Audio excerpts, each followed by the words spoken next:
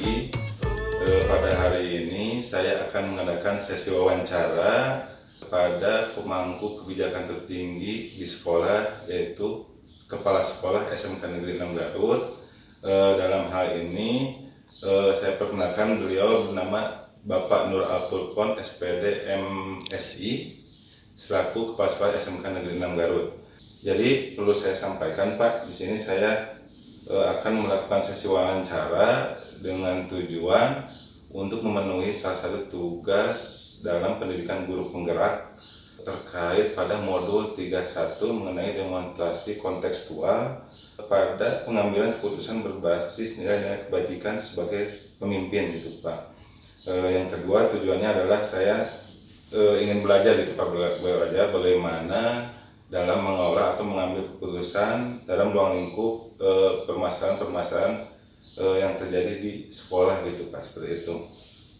Sebelumnya saya ucapkan terima kasih kepada Bapak sudah meluangkan waktu untuk melakukan sesi wawancara ini. Baiklah Pak, kita akan mulai wawancara hari ini. Pertanyaan pertama Pak, selama ini bagaimana Bapak dapat mengidentifikasi kasus-kasus yang merupakan dilema etika atau rujukan moral?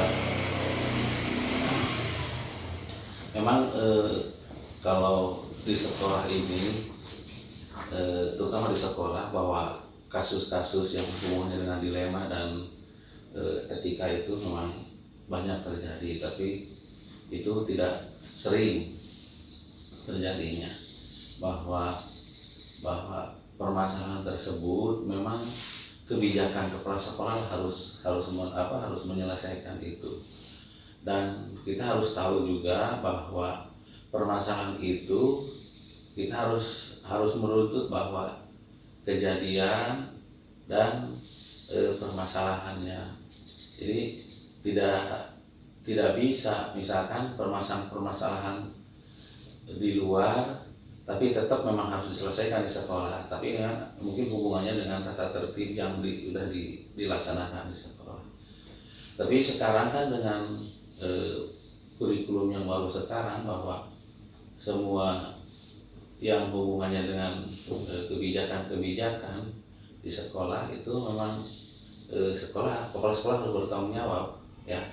Tapi kalau urusannya dengan moral, memang itu tidak ada toleransi karena sudah ada etikanya. Kalau misalkan hubungan dengan moral, apakah itu menginjak siswa atau guru, itu harus cepat diputuskan karena ini berbahaya, nanti akan mengganggu ke kinerja sekolah.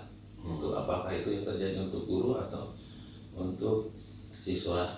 Begitu juga nanti kalau misalkan ada dilema, itu kalau sekarang misalkan contoh bahwa sekarang ini semua yang urusannya dengan keuangan, karena kita tidak boleh memungut, tidak boleh ada sumbangan, itu semua diserahkan ke siswa, ke OSIS, ya. Jadi misalnya kalau ada kunjungan industri, ya serahkan ke OSIS dengan komite. Jadi akhirnya kepala sekolah angkat tangan.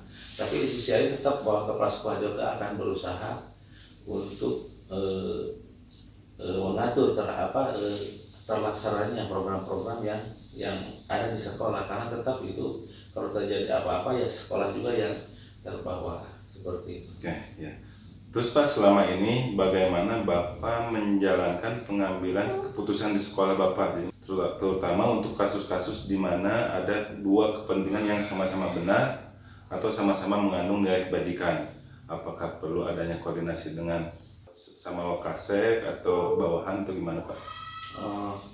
Kalau hal yang seperti itu, memang selaku kepala sekolah kita harus betul-betul teliti. Jadi pada waktu kita menarik informasi, jadi jangan dari satu sisi, ya. Jadi harus dari banyak faktor. Yang misalkan kita punya Wakasek, nanya ke Wakasek, kita punya guru senior, nanya ke guru senior, baru kita putuskan.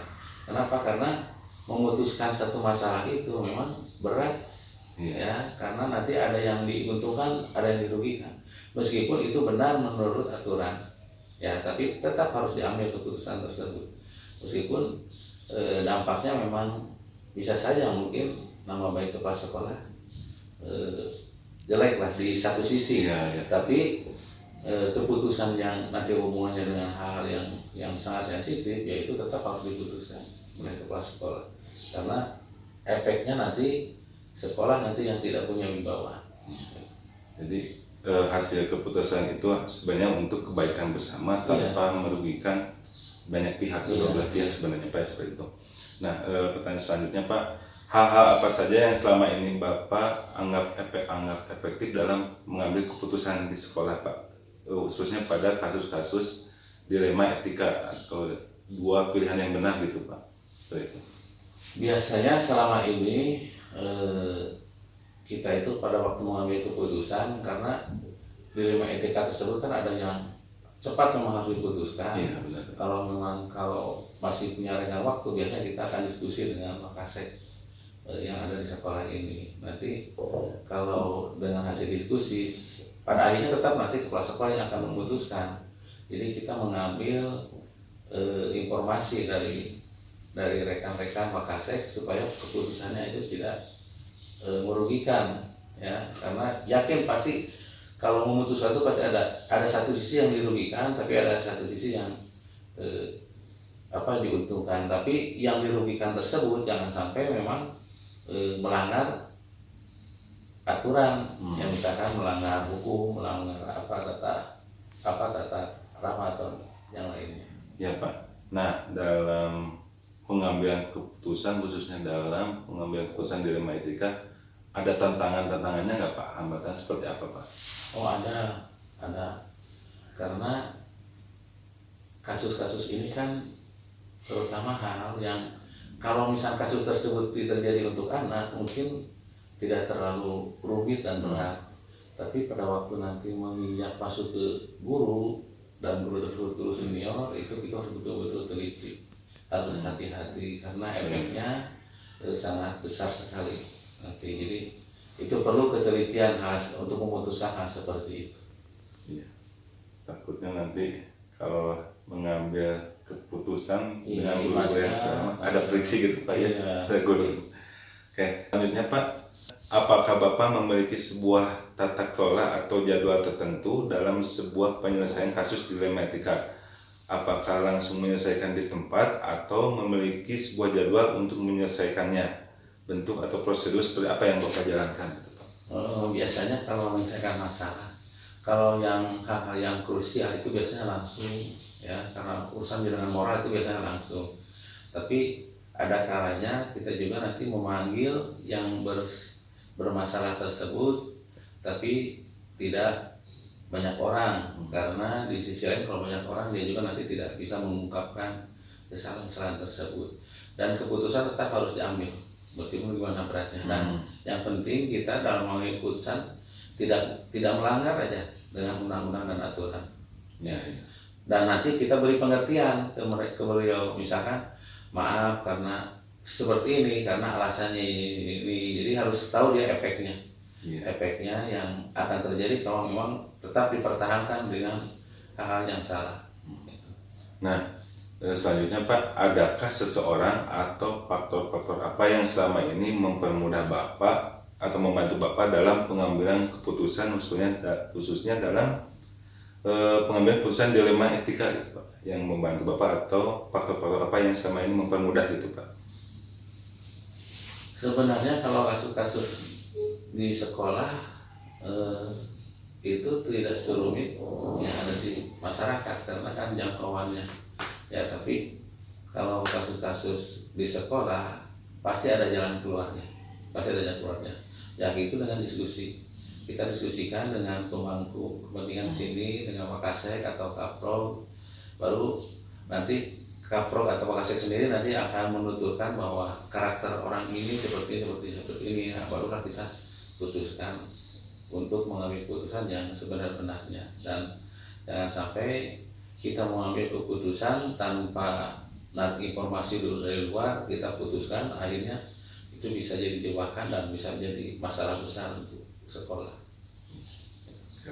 Dari semua hal yang telah Bapak sampaikan, mungkin di sekolah banyak itu Pak ya, dilematika permasalahan yang terjadi.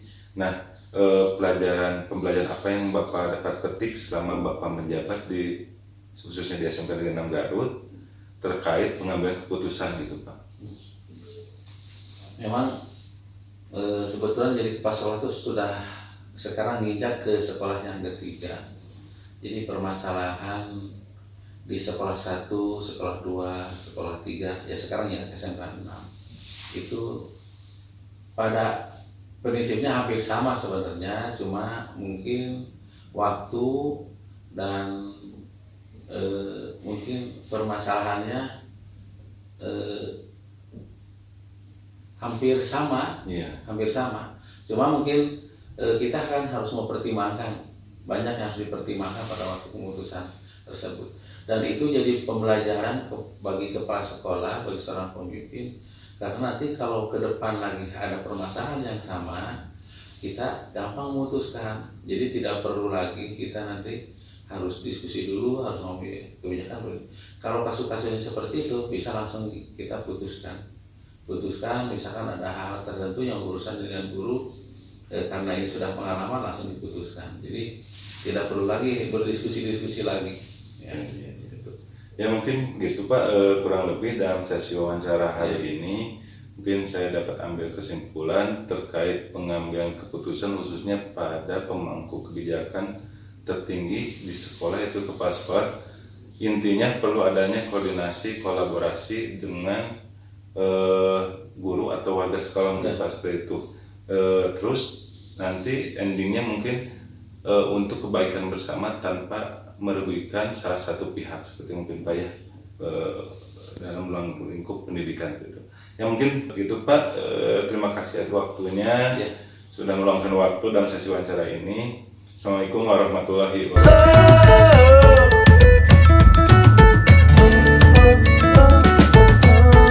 Assalamualaikum warahmatullahi wabarakatuh. Selamat pagi.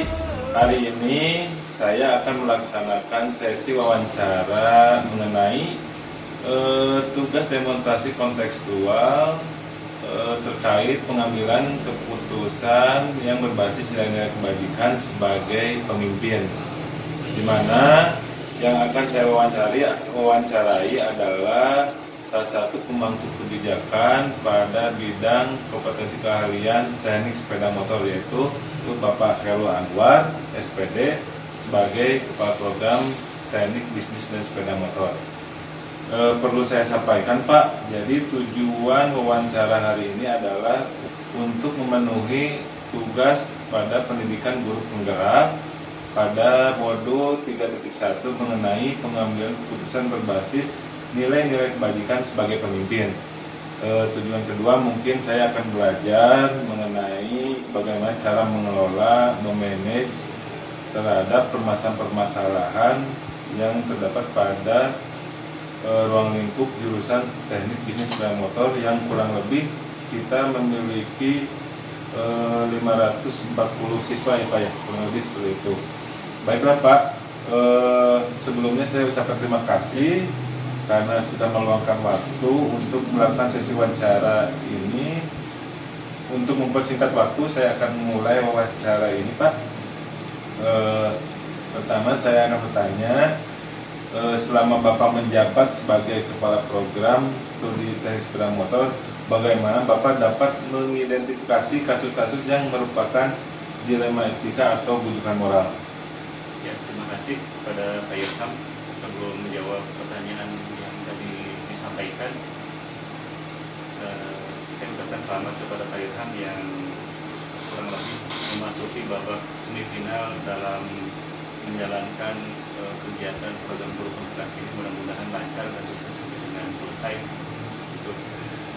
Terima kasih atas kesempatan dan kepercayaan Pak Irham yang melibatkan saya untuk menjadi narasumber dalam modul kepemimpinan dikaitkan dengan decision maker atau pengambilan keputusan.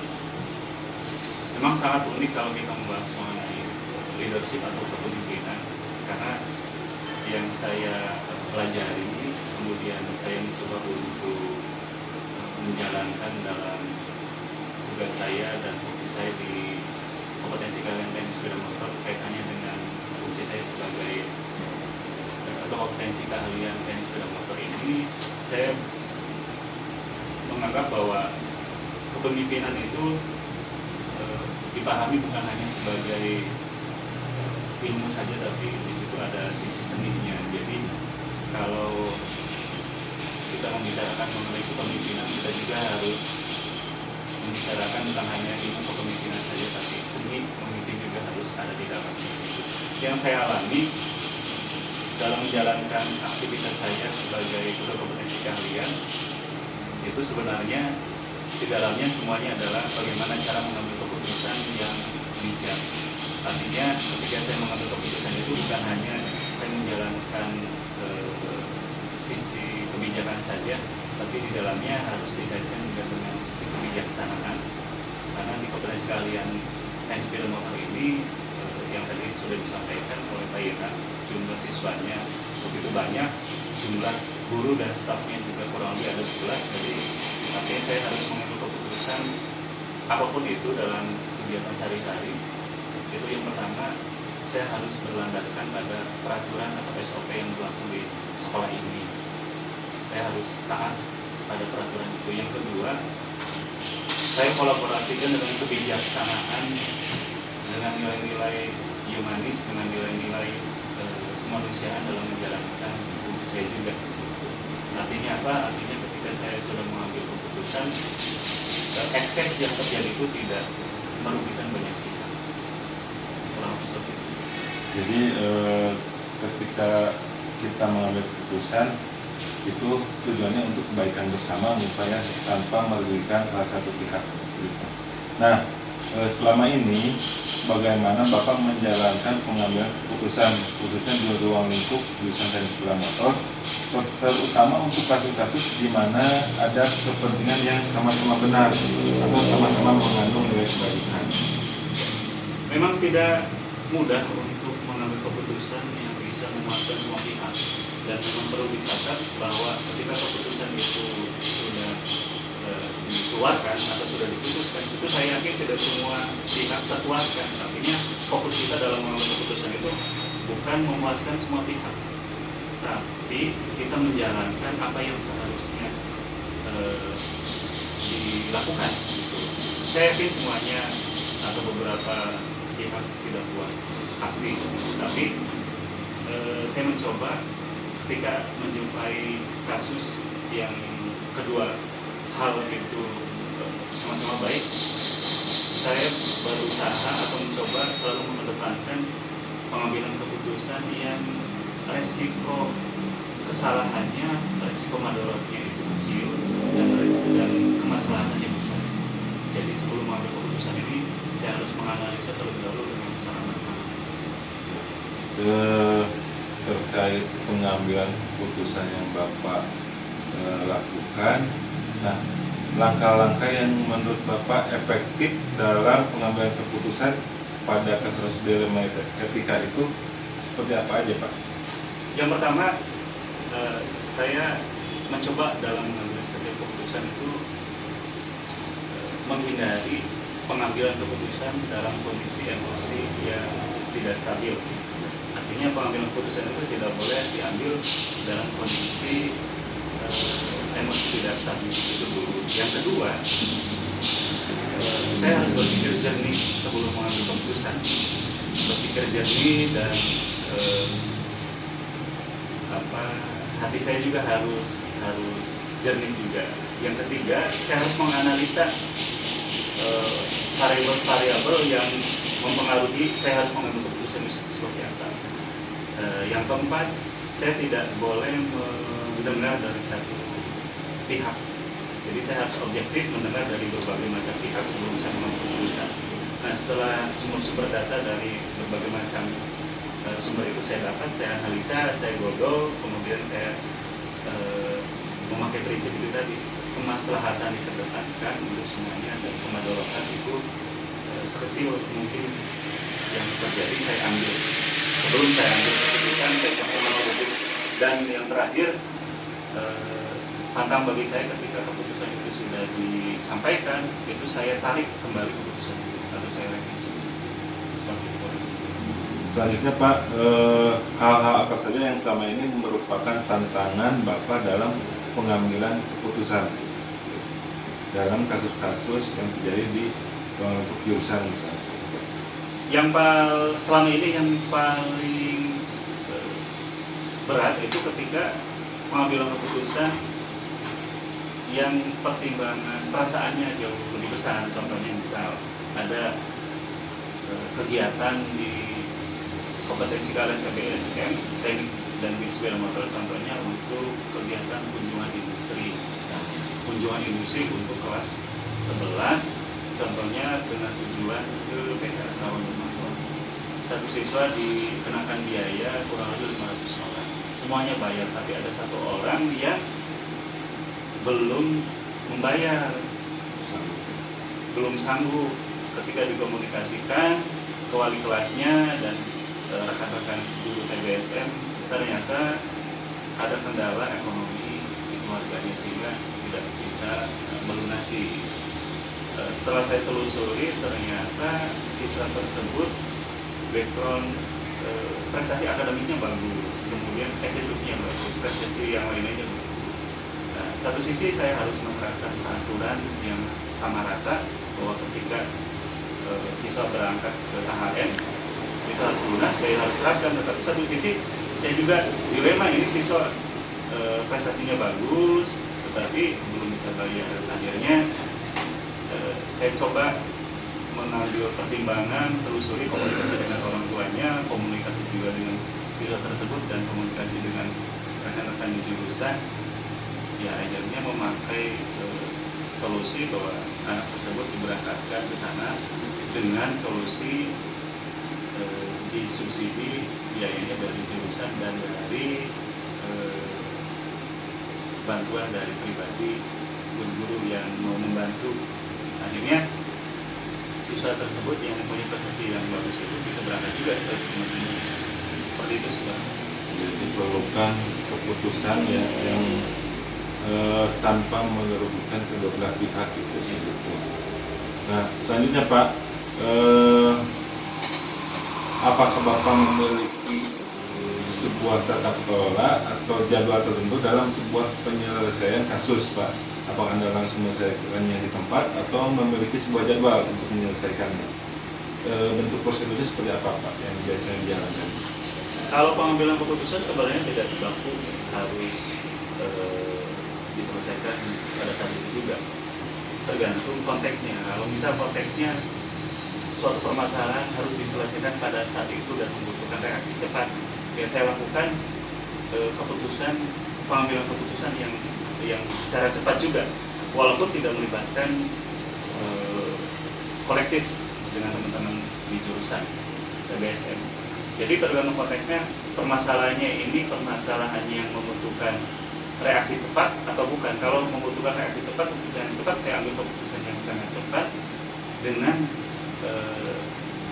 pertimbangan ini urgensi harus diputuskan. Gitu. Tapi kalau misal keputusan yang harus diambil untuk contoh kasusnya itu lama atau tidak harus segera, saya biasanya menggunakan pendekatan pengambil keputusan secara kolektif. Saya komunikasikan dengan tim internal di jurusan, ini ada masalah seperti ini, solusi seperti apa, kemudian digodok variabel-variabel data-data yang masuk ini, kemudian saya godok, kemudian dirangkum, kemudian diambil keputusan. Jadi tergantung konteksnya seperti apa. Oke, selanjutnya Pak, mungkin selama Bapak mengelola jurusan atau memimpin jurusan, adakah seseorang atau faktor-faktor yang selama ini mempermudah Bapak, membantu Bapak dalam pengambilan keputusan dalam kasus-kasus dilema etika? Dia sangat jelas bahwa saya selalu berusaha mengedepankan kolektivitas kolegial di jurusan ini. Jadi saya sangat menghindari pengambilan keputusan secara otoriter. Jadi apapun perjalanannya, apapun permasalahan dan kondisinya di jurusan TBSM ini, saya selalu mengedepankan pengambilan keputusan secara kolektif, dan saya selalu membuka komunikasi secara dua arah.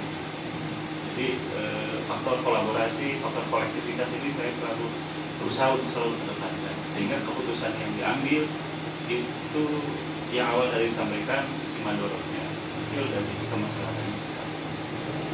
Ya, seperti itu Pak ya. Jadi intinya perlu adanya komunikasi, kolaborasi maupun koordinasi dalam penyelesaian masalah atau penentuan keputusan yang itu. Iya. Terakhir Pak, dari semua hal yang Bapak sampaikan, pembelajaran apa yang dapat Bapak petik dari pengalaman Anda dalam mengambil keputusan dilema etika di pembelajaran yang selama ini pada kasus yang Bapak hadapi, apa yang Bapak dapat petik? Yang pertama adalah bahwa keputusan yang diambil itu objek maupun subjeknya adalah manusia. Dalam hal ini manusia adalah sosok yang dinamis, yang dia mempunyai sisi yang sangat sensitif, yaitu sisi hati dan sisi pikiran. Oleh karena itu pelajaran buat saya, feedback buat saya adalah setiap pengambilan keputusan dari waktu ke waktu itu selalu nggak selalu sama kondisinya. Artinya saya selalu harus upgrade ilmu dan saya harus selalu mengembangkan diri sehingga itu bisa mendukung saya ke depannya dalam setiap pengambilan keputusan, sehingga keputusan yang saya ambil ini adalah keputusan yang mudah-mudahan ini terbaik. Jadi yang pertama itu, jadi yang pertama saya harus terus belajar mengembangkan diri, mengupgrade lagi ilmu kepemimpinan saya, leadership saya untuk dapat membentuk sisi decision maker ini. Yang kedua, ya saya harus juga mempelajari ilmu kejiwaan, ilmu psikologi dari khususnya dari teman-teman yang ada di jurusan ini. Apa yang mereka mau, apa yang mereka tidak suka, itu harus saya pelajari sehingga pengambilan keputusan yang diambil ini kalau dikatakan harus sempurna tidak, tapi dirasakan kemanfaatannya itu lebih besar, lebih banyak. Jadi antara kebijakan dan kebijaksanaan ini harus beriringan seperti itu. Ya, mungkin untuk sesi wawancara hari ini cukupkan Pak. Bisa saya ambil kesimpulan mungkin dalam proses pengambilan keputusan ternyata butuh ilmu-ilmu penunjang yang lainnya seperti pedagogi, psikologi dan lain sebagainya, agar ketika menghasilkan sebuah keputusan itu tidak merugikan salah satu pihak dan untuk kepentingan orang banyak. Jadi prosedurnya mungkin tadi adanya komunikasi, koordinasi maupun kolaborasi dengan sesama rekan guru atau bawahan seperti itu Pak. Saya ucapkan terima kasih Pak atas waktunya dan sesi wawancara ini. Untuk sesi wawancara ini saya cukup sekian. Assalamualaikum warahmatullahi wabarakatuh.